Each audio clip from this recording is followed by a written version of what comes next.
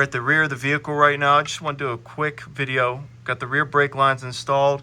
Now, when it came to putting in these threads, the actual thread, it doesn't go all the way in. I snugged it up extremely well. Likely what would happen if I kept going, it would strip. When I looked at the actual part on the brake line that you have in front of us right here, at the very corner right over there, it wouldn't screw all the way in. So when you're doing this, don't feel like you got to get all the way screwed in. So we're on the rear driver's side right now. This brake line, get some light up in here. I know the camera's jumping around, guys. This is very difficult. It runs across, up, and then back in right there. On the driver's side rear, there's literally like comes out, goes across, comes up, and then back. So you really can't get these two sides confused. And when it comes to up top as well, when I installed the brake line into that section, again, you can see it's not all the way 100% in. It probably went somewhere closer to 75%, and then it just started getting super snug. And I know what would happen. It would just strip and rip the actual brake line. So I stopped.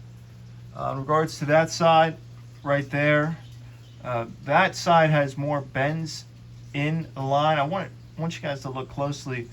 Notice that the black wire harness is at the bottom, so I took the clips, re-clipped them in right, can't really see, but right over here, there's actually like a little bracket about like this big, and I ran the black